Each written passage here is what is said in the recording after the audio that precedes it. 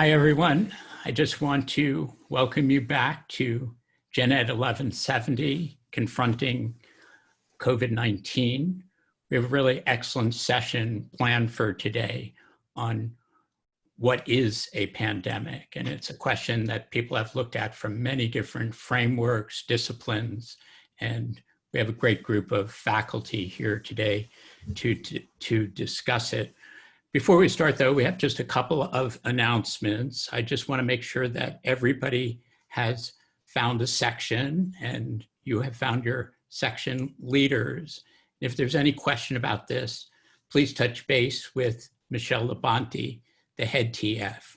But sections have started and are just a crucial part of the course. So we hope that that has all gone smoothly, but let us know if there are any questions about that.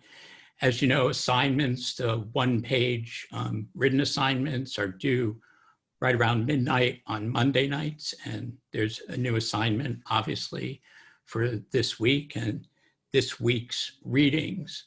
Ingrid and I especially wanted to alert you to the open forum that we're going to hold tomorrow on diversity, inclusion, and representation.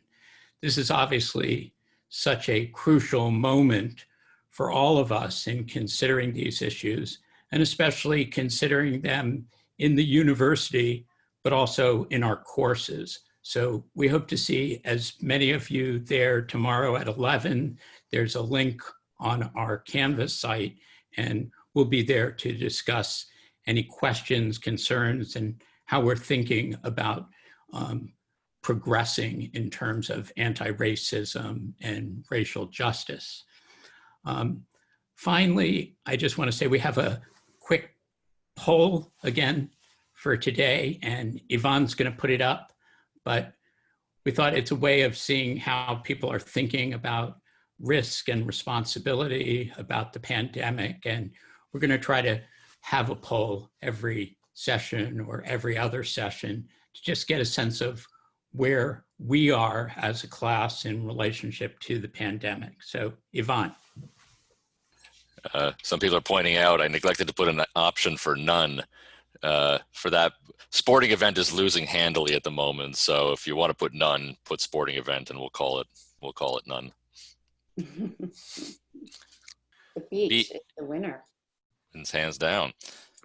And that's a very good public health choice that people are making.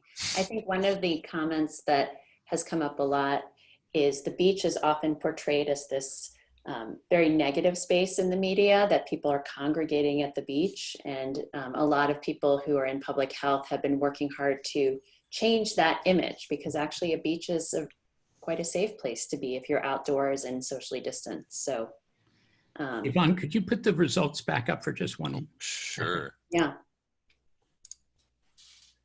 Because I found that I hadn't gotten that far, but I was impressed that half of the students in the class have been to an indoor restaurant. That's maybe a little higher than I expected. I don't know how many of you visited museums digitally this summer, but I'm impressed by how flexible museums have been about turning many of their holdings and their exhibitions into digital opportunities. So, Yes. Okay, let's do this second poll and then we'll move right on.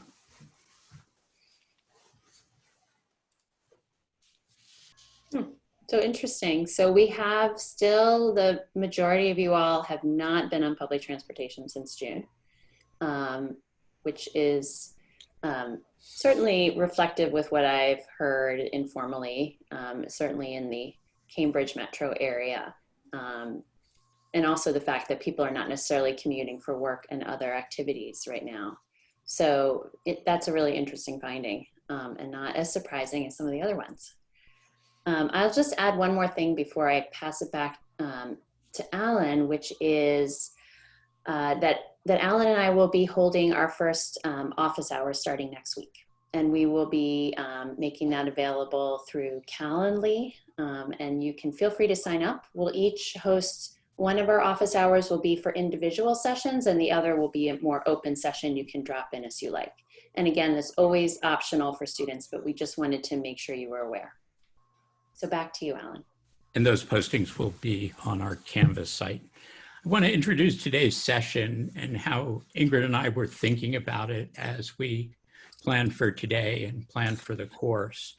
And one of the observations is that COVID has attracted interest across all intellectual domains, disciplines, and fields.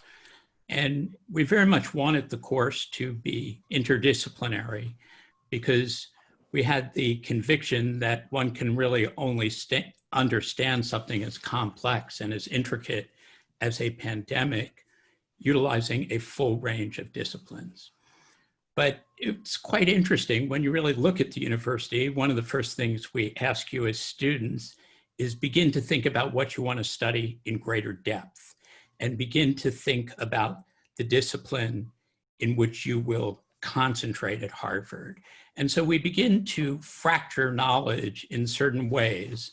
And we often have strong support for interdisciplinary inquiry and thinking, but the way we've divided up the world of knowledge and research is often very highly specific to disciplines. And here in the college and the Faculty of Arts and Sciences, we have three major divisions of knowledge: the sciences, the social sciences, and the humanities. And it's been striking to us that scholars across all of these three broad domains have been thinking very critically about the pandemic. What is a pandemic? What do their disciplines and style of analysis and methodologies bring to how we think about epidemics in the past? And of course, the current crisis that we face. So we thought this early session would be a good moment to explore how some exceptional scholars in these areas of the humanities, the social sciences, and the sciences, what kinds of methods and approaches do they use? What kind of theoretical assumptions do they employ as they begin to think through the relevance of their approaches to considering the current epidemic? And we're really lucky. We have three fantastic representatives of those fields who have worked and thought deeply about pandemics and what they are. So I'll turn it over now to Ingrid to introduce today's faculty. Thank you, Alan. We are just so thrilled to have three preeminent scholars in their respective fields. And as Alan mentioned, we are really moving across from the humanities to the social sciences to the sciences themselves. And so Professor Stephen Greenblatt is going to be leading us today. He is the John Cogan University Professor of the Humanities. He is a renowned scholar in Shakespeare and Renaissance literature. And it's going to be a fascinating view into this moment and into epidemics. And we're thrilled to have him join us today. Thank you. Oh, sorry. Thank you. I'll introduce all three and then I'll hand over the microphone if that's okay. Thank you. We'll then follow that conversation with Professor Charles Rosenberg, who's a professor of the History of Science Emeritus and the Ernest E. Monrad Professor of Social Sciences. And we are so thrilled to have you here. Professor Rosenberg is really a preeminent scholar in the history of science and medicine, and again, a preeminent social scientist, and he's going to be leading us in the discussion in the context within the social sciences as it relates to epidemics. And then finally, our third speaker today is Professor Christina Warner. She's an assistant professor of anthropology, a Sally Starling Siebert assistant professor at the Radcliffe Institute. She specializes in biomolecular archaeology with an emphasis on reconstructing the prehistory of human foods and the evolution of the microbiome. And so this is going to be a fascinating way to look at the epidemic from this field. And so three preeminent scholars, we're thrilled to have you here today. I'm now going to pass it over to you, Professor Greenblatt. Thank you. So I'm going to take on myself to talk a little bit about what I'm calling the Poetics of Pestilence. If you haven't seen the movie The Seventh Seal, Bergman movie. That is something you might find interesting to watch. I'm going to start with this picture. This is my father. My father was born in 1897. Actually, time is very strange, as you know. My father was born in the 19th century. I was born in the 20th century, and my youngest son, Harry, was born in 2001. So we managed to cover 3 centuries. However much we think the past is very far back, it's actually not all that far back. This is my father in his World War I uniform.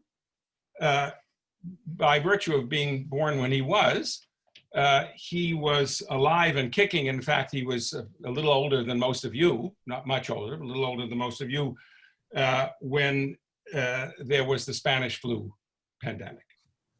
But in his long life, my father lived to 1983, reasonably long life. Though he was extremely garrulous and voluble about everything he had experienced, he never once mentioned the Spanish flu, the pandemic that he had lived through, even though he was living when there were events of this kind, enormous numbers of people ill and dying, and when there was a public health concern that led to the urging of people to wear masks. This photograph from the time, from 1918. So I want to start here with the peculiar phenomenon that doesn't feel possible maybe immediately now, but will, I think, happen again, which is amnesia. It's extremely easy to forget. And it's also the case that there are forces at work, and we've just experienced firsthand in the latest news that the forces are political as well as economic and cultural, to make you not think about it, to make you forget, to suppress what's going on. It doesn't feel, given the way we're living, it doesn't feel possible, but it's actually extremely possible. And I say that because there's in the face of amnesia, of the politics of forgetting, we have, I think, a huge stake, and the humanities has a huge stake in resisting amnesia. Accounts of pandemics in writing occur and reach back over thousands of years to an historian like Thucydides in the ancient Greek world, to the philosopher Lucretius in the 1st century before the Common Era, and on through the centuries. I want to talk today very, very briefly about, not about history or about philosophy, which Thucydides and Lucretius both represent, but about literature. The function of literature is not to provide as objective as possible an account of the progress of the disease, as Thucydides tried to do, or to provide a kind of therapy for the troubled mind, as the philosopher Lucretius tried to do, but to capture the experience itself, to record what it felt like to live through it. And I'm just going to give you 3 examples and strategies that are associated with those examples. The first one is the experience of flight. The second, what I'm calling immersion. And the third is metaphor. So I want to start with flight. And my figure for this is the marvelous 14th century Florentine writer Giovanni Boccaccio. And some of you may already know that Boccaccio wrote an extraordinary collection of stories, most of them erotic, called the Decameron, that begins with a very powerful account of what happened when a society broke down in the face of so much affliction and misery, when respect for God and man had broken down and extinguished in our city, and the dead piled up and were treated with no more respect than, as he says, would be accorded to dead goats now. And at the beginning of the Boccaccio's extraordinary collection of stories, which is hundreds and hundreds of pages long, you get a very brief but immensely powerful account of what things were like in Florence. And then in Boccaccio's account, you get a group of men and women, lively, young, vital people your age who meet together with a mixture of planning an accident in a church. And one of them says, "What are we doing here? What are we waiting for?" And comes up with the idea that they should all go away from this dying city to stay. They're all well-to-do people, and they decide to go off to their country estates, and that's the occasion for this extraordinary collection of stories, none of which addresses the plague. This enormously powerful account of the plague comes at the beginning, and the whole point of the Decameron is to get out of this through literature, through a kind of storytelling, to get back to a normal world, a world of sexy nuns, corrupt priests, men and women going about their ordinary lives. Okay, that's first example. My second one, and you'll forgive me, I'm speaking obviously in shorthand and extremely briefly. Each of these figures we should have a long account of, but we can get back into questions in the question period about them. The second figure I want to talk about in the second response is what I'm calling immersion. And in the case of immersion, my figure here is Daniel Defoe, who was a 17th century and early 18th century novelist. Some of you may know Moll Flanders, more of you will know Robinson Crusoe. He was also a journalist and a spy. He had a lot of different strings to his bow.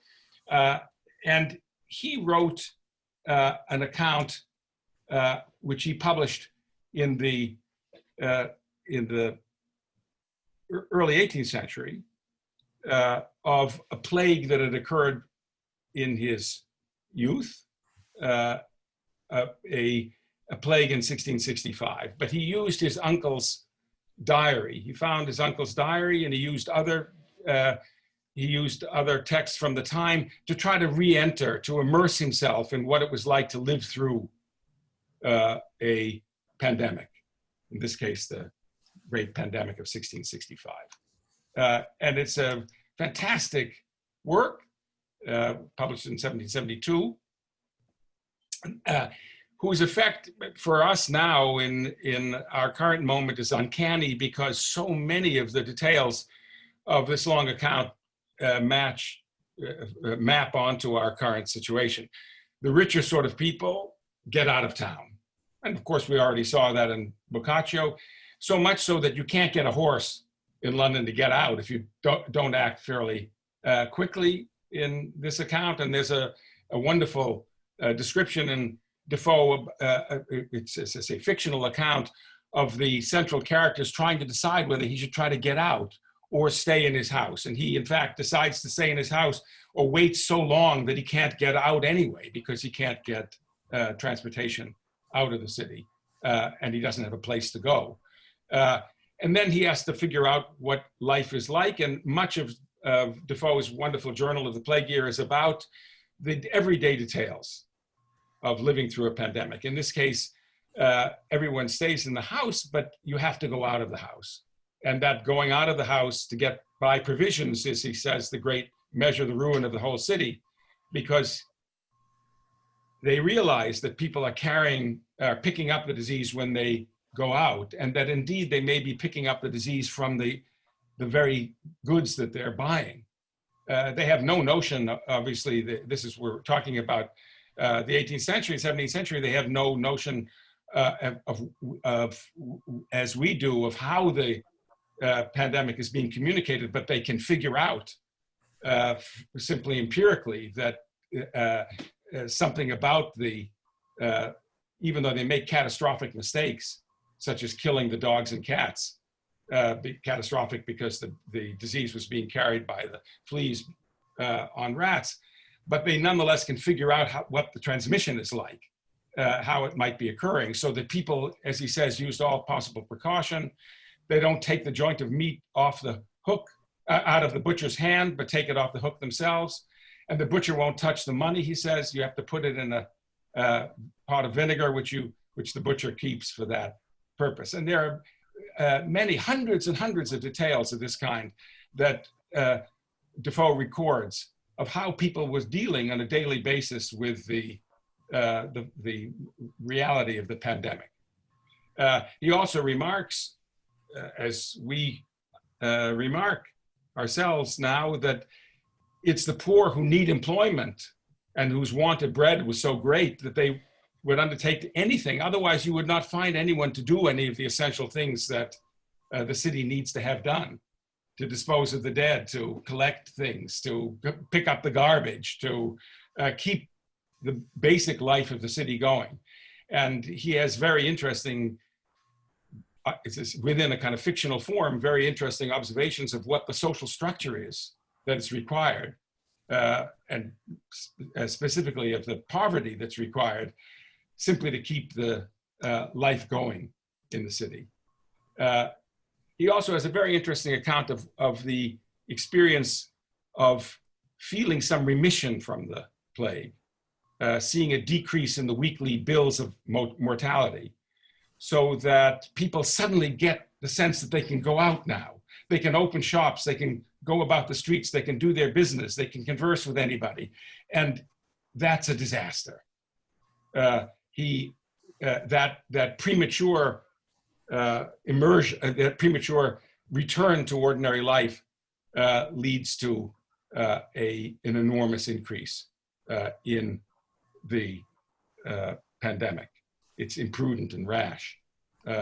And many people who had survived to that point die in his account when they emerge. Okay, my third example, and with this I'll finish. I hope I'm not taking too long. I'll be very quick about this. Is not to talk about the pandemic directly at all, but to refer, as Shakespeare often loves to do, in an oblique way. Shakespeare knew pandemic very well. He was born during a pandemic. He was lucky to have survived. It killed many, many people in Stratford-upon-Avon where he was born. And then all through his life, periodically, there were outbreaks of pandemic disease, of bubonic plague in London. And when the bills of mortality reached a certain point, when the number of deaths reached a certain point, the theaters were shut down. And it was interesting to see your poll at the beginning, to how many of you went. I noticed that only 4% of you went to museums.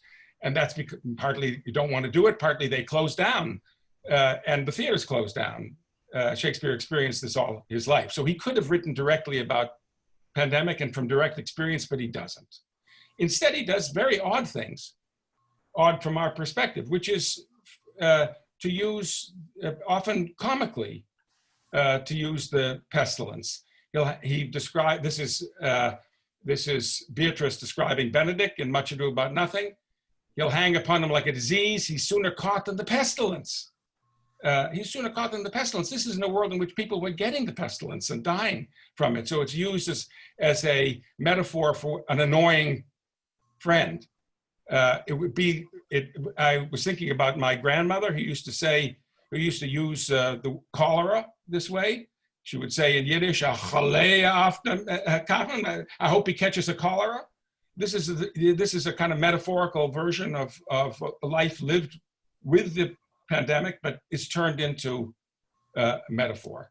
The only time that Shakespeare, I think in an extensive way, represents what it feels like to be in the midst of a plague is in Macbeth, where a character gives an account, Ross gives an account of a country almost afraid to know itself, a country that can't be called our mother but our grave, where nothing but who knows nothing is once seen to smile, where sighs and groans and shrieks rend the air a maid not mark, you don't even hear the suffering any longer, and where the most violent sorrow seems a modern ecstasy. Modern ecstasy means a trivial modern here means trivial experience.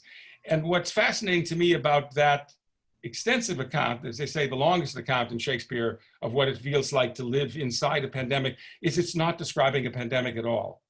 It's describing what it means to have a miserable ruler, in this case, Macbeth, a ruler who doesn't care about his people, but who actually intensifies the experience of misery, who brings misery down upon his country. And that's Shakespeare's most extensive and powerful use, I think, of literary use of what it meant to live through a pandemic. And with that, I'm going to stop sharing my screen, and thank you for your time. Yes, I guess it's my turn. Thank you, Stephen. That was quite covered a lot of material and put a lot of thought into it. I'm going to talk a little bit more about, a little more personally, about how I, you might say, stumbled into studying epidemics, and about the changes in the historical profession that kind of parallel or mirror my own experience. When I was an undergraduate, I took a social history course, and one of the suggested paper topics was the cholera epidemic of 1832. And I was extremely bored pre-med and said, that sounds interesting. And I guess that's a drunkard's first drink or something of that sort. And when I ended up going to graduate school, I had a conventional subject, the Revolution, American Revolution in the colony of New York. But I got bored with that in about 2 weeks. And I said, I'll go back to cholera. And my friends in graduate school said, well, that's a, arcane way. You'll never be a successful historian, because successful historians write about policy questions, they write about politics, they write about visible things, and not things like medicine and law, which are written about the law by legal history, by law professors, and medical history mostly at that point by doctors in their spare time, showing that they were intellectual. And,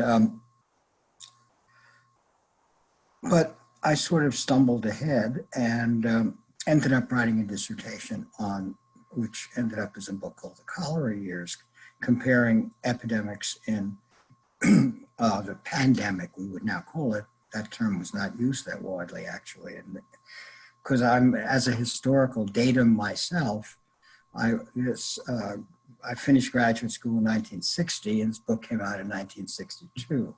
So that the historical profession, I mean, I've aged, but the historical profession has changed in a, I would say, more constructive way. And cultural history, social history, I would call it ecological history in the largest sense, has become much more prominent, much more important as young people enter the profession and in the literature, the scholarly literature of the last 25, 35 years. And one thing that attracted me about the cholera story was the nature of the sources, because people lived through it. And they didn't have Facebook and they didn't have Twitter. They wrote letters, they kept diaries. There was an enormous infrastructure of local newspapers, pamphlets, society publications of various sorts.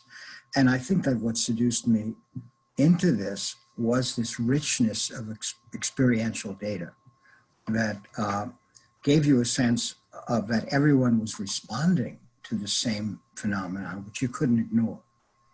I'm going to get to that in a second. But responding in their segmented ways.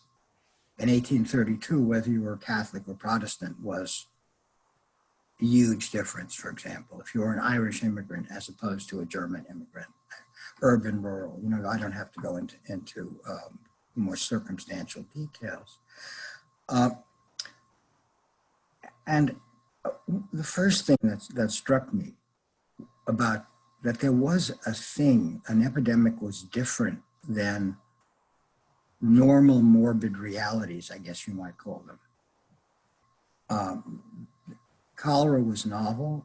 It came from South Asia, but its coming was a reflection of social change, of we would, in retrospect, call globalization, which again was not a term used when I was of the rapidity and proliferation of economic and technological developments. And the response was, and the disease itself, there's a biological component. I mean, each disease has its own profile, you might say.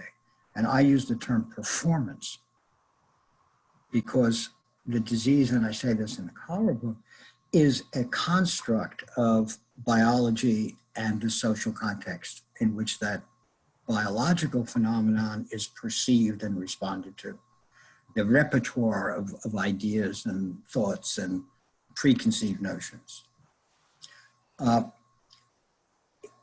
And the biological piece is very important because all diseases are not the same, as we know. Cholera has very melodramatic symptoms. It has extremely high death rate. The symptoms are very unpleasant and violent vomiting and diarrhea. People often died within the same day that they first had symptoms. It's the opposite, for example, the older people here have all lived through AIDS. AIDS was the opposite in a way, in the sense that it was invisible at first. It was a pandemic, but it took a while for it to become a visible pandemic because the symptoms were so different biologically from cholera. And the ecology was different in the sense that where cholera was spread through environmental circumstances, through water, through especially water, but food and other contacts. AIDS was spread through person-to-person contact. And so I guess that's one of the points that really struck me was, and when I was writing the book, was that the epidemic was a sampling device. It was a sampling device because it cut across class, religion, and demanded a response from the public sector and emotionally and privately. And it also, and I didn't think of it at the time, but it's become clearer and clearer as we live through our current pandemic, that it's also a stress test. It pushes against areas where things were invisible. They were noise, not signal, to use a fashionable metaphor. Like inequality, like the relation of race to inequality. In our coronavirus recent history, the issue of federalism, of how our government actually functions in terms of the relationship between local, state, federal, and the relationship between the political party system and the bureaucracy. So, we've all been assailed with a lot of breastfeeding and or pearl clutching, depending on which sector you want to talk about. I said, oh God, we were living with all these things, and now they're visible. I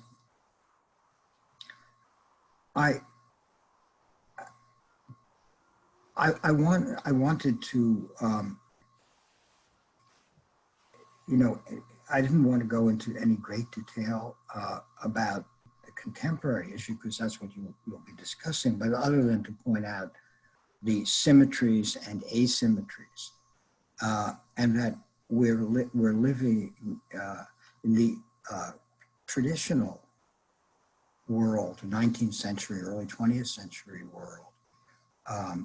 Cholera and flu, and the flu of 1918, didn't compare to tuberculosis or, in certain areas, malaria for morbidity, for cause of death. But in terms of their impact on social policy, on scientific research, on the application of scientific research to policy, they had the pandemics were, again, signal and not noise, because they not only were intrusively visible, they demanded a response because of their very visibility. Even if the visibility was different, even if we didn't get Ebola, fortunately, that would have had a very different profile biologically. And H1N, we've actually lived through a series of, you might say, escapes or dodging the bullet with pandemic possibilities. But they've made us think, I think, or made some of us think in a global way, paralleling our awareness of the interconnections and the intricate relationships, economic, in terms of governance, questions about imperialism and the residuum of imperialism. We didn't use the term post-imperial when I was a student, but those kinds of questions. And now we have climate change. So our way we think about the ecological variables that both enable pandemics and structure our responses to them have changed enormously in my own lifetime, just as the writing of history has changed in terms of what excites people, what involves them, what gets them to choose that career. And I'm going to stop. I don't want to take up too much time, and I'm waiting to learn something from Christina. Thank you so much. I'll take the first pass at this. And since we have Professors Greenblatt and Rosenberg here, I'd love your collective understanding. I was so struck, thank you both. I was so struck, Professor Greenblatt spoke about the idea of resisting amnesia. And Professor Rosenberg spoke about the idea of visible things. And I think in many ways, these concepts are really related to one another.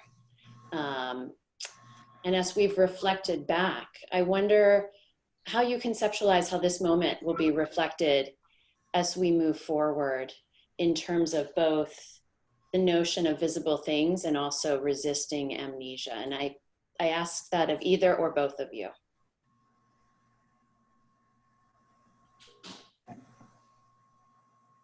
I think Professor Greenblatt, you're muted, sorry. Charles knows much more about this in a deep way than I do. I would say if the past is much of a predictor, then we will succumb to the forgetting until the next catastrophe, until the next crisis. I mean, not all of us. There'll always be someone, many of the people here and watching this webinar and in this room will not be those who will succumb. But there's very, very strong forces at work in the economy, in politics, and also in the kind of impulse to normalize that will push this way back down. Plus, of course, foolish policy decisions such as dismantling the mechanisms to try to fight, as we know that the government, our own government, had done to respond quickly and adequately to a new pandemic. It won't happen immediately, and of course, if we get hit by another pandemic or 2 or 3, this won't happen. But my guess is that it will be very difficult, after a short period, very difficult to keep it in mind, because there'll be such strong forces at work to make us forget. On the other hand, I'll stop. Charles Rosenberg raised the issue of the environmental crisis, which we think is already upon us and which will intensify. And that may change the picture so that the amnesia won't be possible in the way that it has been possible in the past centuries.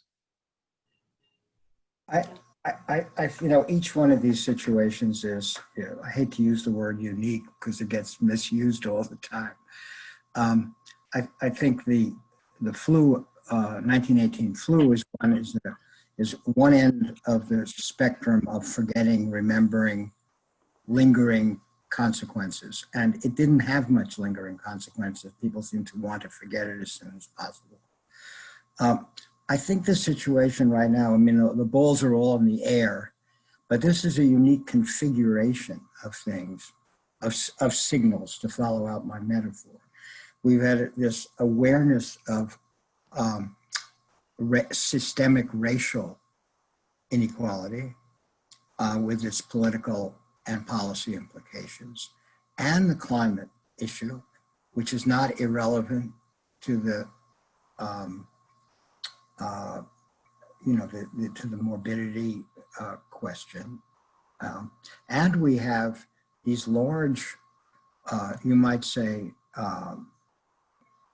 meta-political implications for climate change, but they have immediate impacts. Look at what's happening in California with fire. And I think and we also have a crisis in our political system. When the writers of the Constitution were worried about putting together a stable government that was balanced, one thing they were worried about was what they called faction, meaning party. And how do you, well, we seem to have a crisis there too.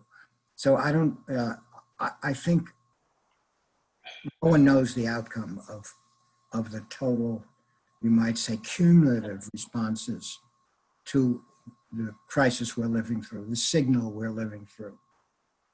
But I just have one quick thought about that.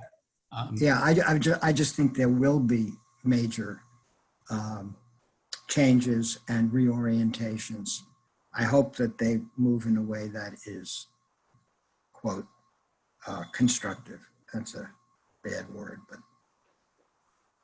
This is really interesting, Red. Alan wanted to say something. So well, I want to get Professor Warner on in just a second, but I would say one thing. I was on a Zoom call in April, and it had two of the leading clinicians and activists of the HIV epidemic. And I couldn't help but think, how much we had routinized HIV, even though it remains a gigantic global problem.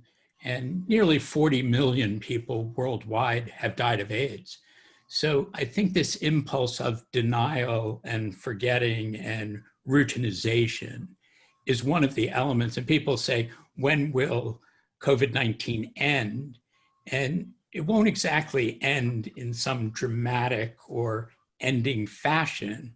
It's much more likely to be routinized in some form of vaccination, care, and denial that has characterized a lot of diseases. So I think this was a really important issue, both for people saying, well, why would you study cholera? And these things do connect up. But let's move on now. I'm so glad to see Professor Warner back. All right, I hope you guys can all see this. So as was stated earlier, I really work at the interface of the humanities, social sciences, and natural sciences. I come from the discipline of archaeology, but I apply the tools of genetics and genomics to try to understand the long history of human health and disease, and also our relationship with food. And so I'm structured what I'm going to talk about today a little bit about what is an epidemic and how do we conceptualize it, and how do we understand it in the past, and how is that understanding then related to us being able to just understand the future and how we handle epidemics and how they progress and change. What is an epidemic, and where does this word come from that we're even using? I mean, it comes from Greek. It means on a district, country, or people. It actually came to us from Greek through Latin into Middle French and into English. And actually what I think is interesting is that it hasn't always meant the same thing. The word itself has changed in terms of how it's applied and what it's meant to refer to. Originally, it wasn't even really applied to disease as a concept. And I think this is something that's really important to think about when we think about how we look at the historical and then even the prehistoric record of disease. Today, we understand the term epidemic to refer to an outbreak of a disease that spreads quickly and affects many individuals at the same time. And we also use it metaphorically to refer to kind of generally something that occurs relatively rapidly.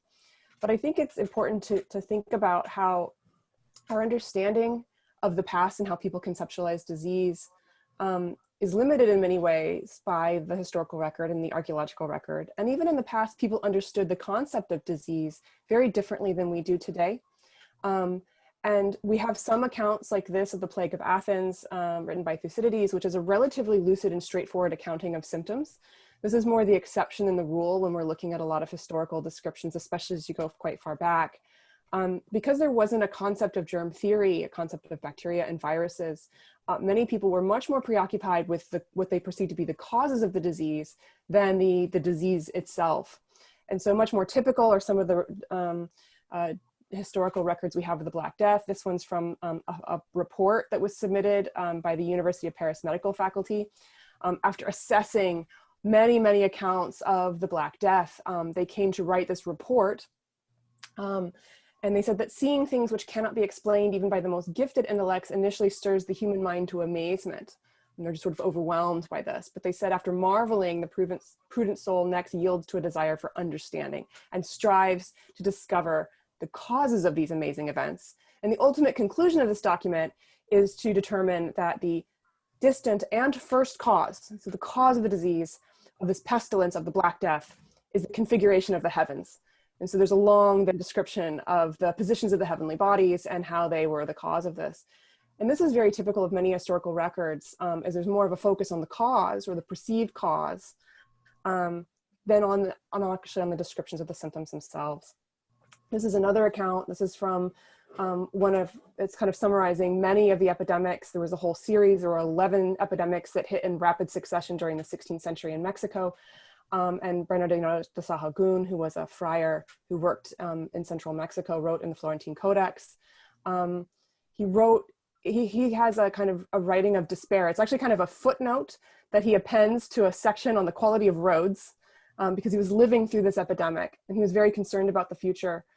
But he describes these epidemics as plagues from God. And he was very, very worried that the entire population of the Americas would be wiped out through these.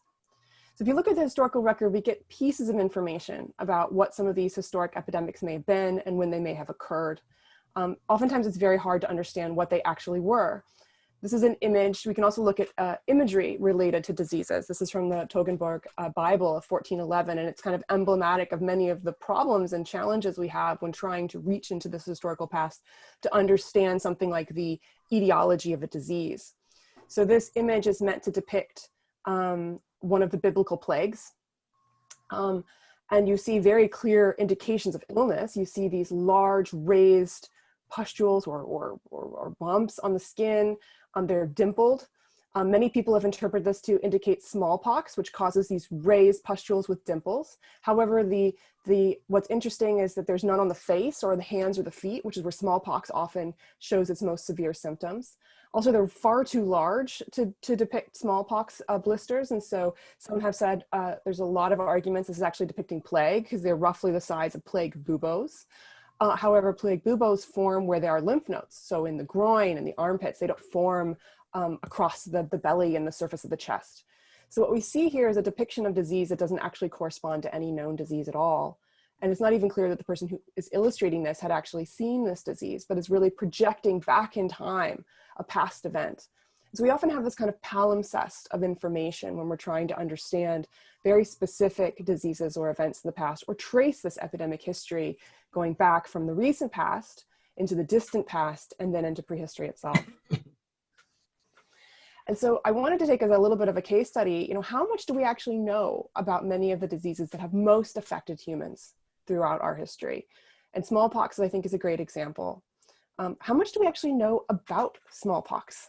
This iconic infection that has caused numerous epidemics throughout human history.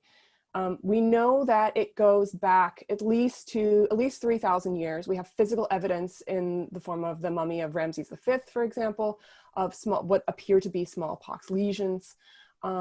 We know it's been with us that long. We have historical records going back to about the first millennium BC. We know that it was eradicated in 1980 by the World Health Organization in an effort led by D.A. Henderson, who you see pictured here. And we know that it had a huge impact on human population history. So in just 1 century of recording mortality, so just take 1880 to 1980, it was responsible for over 500 million deaths, which is an enormous amount. So smallpox was a really severe source of epidemic disease in human populations. And so how do we study it? I mean, how do we actually look into this past? How do we understand its origins? How can we go back further in time and understand how it evolved, how it changed? Did this virus stay stable? Did it increase or decrease in virulence? How did it spread around the world? How is it related to human events?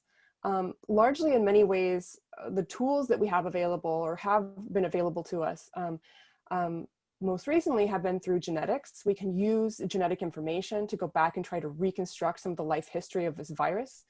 And many of you might not know, but the full genome sequence of smallpox is publicly available online. You can look it up.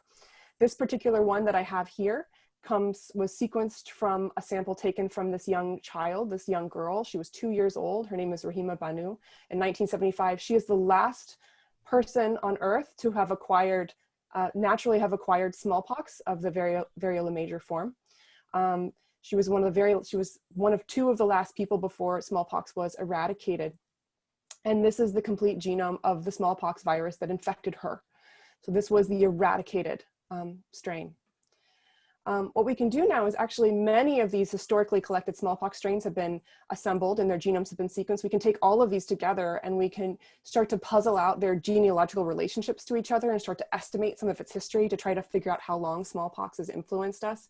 And this was done in a paper you see here where they took 47 of these isolates, these genomes that were collected between 1940 and 1977, and then analyzed them to try to figure out how they fit in a kind of family tree of viruses. What they found is that there's actually 2 major groups of the smallpox viruses. They named them P1 and P2. And you can use a kind of molecular clock. You can look at how many mutations have accumulated between these different strains and some of their more distant relatives. Smallpox, most closely related relative that we know of is actually a virus that occurs in rodents. And you can use this as a clock and you can kind of estimate then when smallpox would have emerged. And so it's based on using this technique. It's estimated that around 16,000 to 68,000, that's a big window.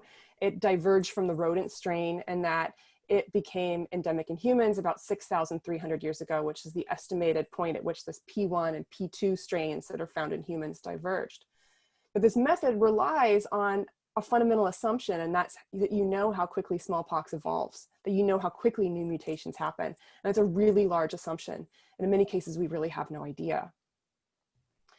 But this was kind of the state of the art. And then this information was overlaid onto what we know from history and recorded epidemics from texts around the world and also archaeological evidence. And then a kind of model was proposed for how smallpox emerged in Africa, spread to Asia, spread from Asia globally and back into Africa, and how these different P1 and P2 strains emerged. And really then we were sort of like done and dusted, like our job is done. This is a collaborative effort between scientists and historians. We've got this smallpox understood and we think we understand how it happened. And this is the story of smallpox over the last 6,000 years. And that's really what we thought in 2016. And right around this time, a really major change occurs. And that is the field of ancient DNA really takes off and we start to develop the tools that we need, that we can actually go back and not model some of the changes that occurred in these genomes or in these ancient pathogens, but we can actually resequence them and test these models in very specific ways. It is reminiscent of Jurassic Park, and I'll just say that it is similar in many ways, although I will say much harder. But in a lot of fundamental ways, it enables us, it's the closest thing we have to a kind of time machine to go back into the past and actually ask these very specific questions as to what caused this disease, How did it change? How is this, the genomics of this viral or bacterial genome related to the disease progression, and help us understand then the relationship between symptoms, human response, political systems responding to this, and the actual biology of the disease itself. And what's amazing is if you actually then now have ancient DNA, the entire archaeological record opens up to you. Thousands, 100,000 years of human time suddenly becomes accessible. And we can go into the archaeological records and the very rich bioarchaeological record we have of human skeletons, for which there are literally tens of thousands in museums around the world to start to understand this disease history. There's basically two sources we can go to when we want to understand the history of diseases. One is we can go to the skeleton itself, and you can look for these lesions. So this, for example, is a vertebra on the top here that has been infected by tuberculosis. We see depictions of tuberculosis in art, such as this bronze here from Egypt. We see characteristic evidence of destruction of the vertebra that accompanies Pott's disease form of tuberculosis. You can see leprosy also infects the skeleton, and we can recover it from that bony material. But the big problem is that the only diseases that affect the skeleton would be visible in this way. And of course, what we're interested in is epidemics. Epidemics are too fast. They kill too swiftly. They cause no visible change in the skeleton at all, not like these chronic diseases that people live with for a long time. And this is where archaeology has come up with a really clever way of doing this, because the thing is with epidemic diseases, they're typically bloodborne. The pathogen is circulating within the blood. And while they're circulating in the blood, they're also circulating inside your teeth, where you have your dental pulp, which is very a rich environment. And you have viruses and you have bacteria that are bloodborne here as well. And then after you die, this pulp chamber acts as a kind of preservation environment, and that pathogen DNA becomes smeared on the walls of the dental pulp chamber, and we can recover that using genetic techniques. We can remove this material, and from that we can recover the genomes of these ancient pathogens and start to reconstruct the histories of these specific diseases. So really quickly, what have we learned since 2016 using these techniques about smallpox? Well, there's 3 cases now that we have been able to recover, or scientists have been able to recover genetic material from historic or historic smallpox cases. So dating to the 1900s, about 1900, 1700, and some Viking era skeletons that span about 600 to 1,000. So what did we learn from this first one? It was actually taken from mummified tissue. Well, first of all, what we learned is that the strain that infected this child who died in about 1700 is basal to all of the P1 and P2 strains. So that means that all these modern strains spread across the entire world didn't evolve 6,000 years ago. All of them evolved within the last 300 years, and actually didn't spread by the Silk Road and by the Crusades and everything else, but probably spread through industrialization, railroads, and airplanes, which is amazing that this spread across the world and that we were so much more interconnected, and that these epidemics were so much more interconnected than we ever had any idea. And it also means that our calculation of our clock was completely wrong. So that's a bit humbling. From the Viking era skeletons, we've learned something else. They are basal still to the Lithuanian sample. And what's interesting is they belong to extinct lineages. So now we know the history of smallpox is one of major bursts, major outbreaks that go locally extinct. And so smallpox almost went extinct many, many times. And this is probably characteristic of the disease itself. So all the smallpox that was present in Europe prior to like the 1600s, it's all extinct, it's all gone. They didn't persist. Instead, we have just one strain that had carried through that characterized the strain that was eradicated in 1950. What's also really interesting is that we have long thought in epidemiology that the course history of pathogens is to become less virulent, not more virulent through time. And what we see is exactly the opposite in smallpox. From genetic analysis that we're able to do, we're able to show that these earlier strains are less virulent. So smallpox became more virulent. The strains that were eradicated were more virulent than they had been in the past. We can use these some techniques and look at other major epidemics that we thought we knew a lot about. We know from the historical records there are 3 plague pandemics. In fact, they're named the first, the second, and the third pandemic. Using ancient DNA analysis, we were able to recover a full genome. This is the work of Johannes Krause and Kirsty Bose, the full genome of the Black Death, and found that it is nearly identical to the strains that still circulate today in rodents and occasionally break out. It is bubonic plague, is the same today as it was then. They're very closely related. It doesn't have any different genetic features that it could explain the really high mortality that's reported from the Black Death. In fact, that high mortality is more likely to be related to social response than to any kind of biological change. What was most amazing is then when we started looking at earlier skeletons, we found out that plague doesn't begin with the first pandemic during the Roman era. In fact, it goes all the way back to the Neolithic period. People have been affected with plague for over 5,000 years. And that collective first 4,000 years has been entirely forgotten. What's interesting is that these Bronze Age and Neolithic plagues were not bubonic. They actually weren't transmitted by fleas. We can see it's lacking the gene that's required for flea transmission, and we have no idea how it was transmitted, although there's some evidence that it might have been transmitted through migrating animals. And so we can also look at the virulence and how it's changed, and it's really quite different, and we can map out how plague has changed the virulence through time, and it's completely different than what was modeled before we had ancient DNA. And we now have a pretty complete model of how plague evolved from a soil bacterium, how it spread in prehistory, and had a very different type of transmission, and then became the kind of killer that then became the Black Death. And then just finally looking at these colonial epidemics, I mentioned smallpox before, but another one, the one that actually caused the single greatest loss of life in the entire colonial period is actually one that occurred in 1545 by something called Kokolitzli, that for 400 years we have been debating what it is. Nobody knows. Many different things have been proposed, but the symptoms are too vague. We cannot determine on the basis of historical records what the Kokolitzli was. And until 2006, we've never found a single cemetery associated with it.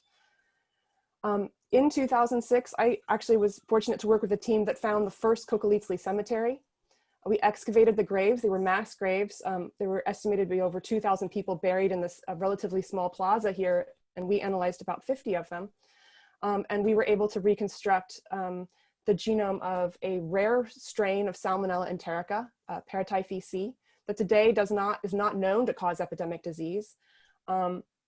But that appears to have been the causes a form of typhoidal fever that caused the 1545 epidemic in Mexico. And that epidemic, as I mentioned before, is estimated to have caused the greatest loss of life. Estimated 12 to 15 million people died during that, and it really completely reshaped the history of the Americas. And between smallpox and Kokolitzli, that's what cemented the Spanish colonial control over Mexico.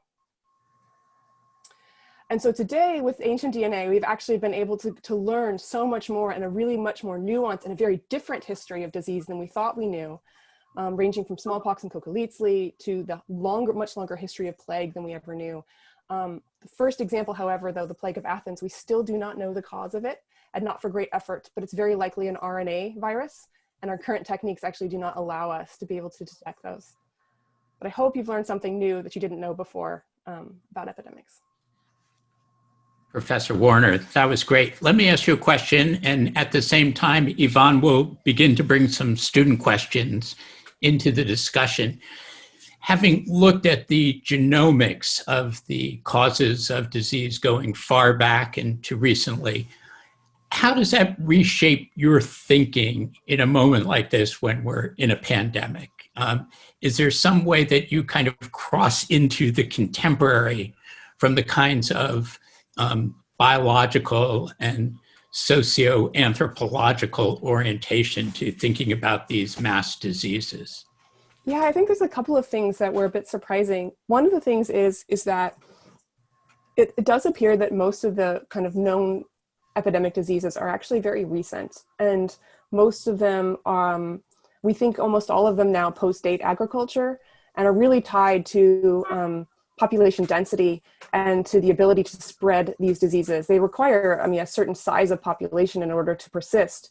And so the role in transmission and the role of density and human contact has become very clear, just in general in our disease history. Our disease history prior to that, it's much more characterized by things like parasites, but not necessarily infectious viruses or infectious bacteria in the same way. And something like smallpox is a person-by-person transmission. It has no animal reservoir. And so it's amazing that that was able to stay in transmission continuously for probably about 3,000 years. So it has made me think a lot also about how these diseases evolve. They can evolve very rapidly. And also one thing that's come out of our work is how quickly they can go extinct or locally extinct. And I think this has come out of some of the work looking at the spread of COVID in New York and Boston, how in many cases it was introduced multiple times, but then not spread. And you have local like kind of lineages that go extinct. And then you get a few that catch hold and become super spreading events and then really become large. And what we're starting to see is that's exactly what we think is happening in the past as well. And this seems to be typical of some of these diseases. And that, I think, forces us to kind of change our our response. How do we respond to these viruses, and how do we manage our social behavior in light of what we now know about the biology of these pathogens?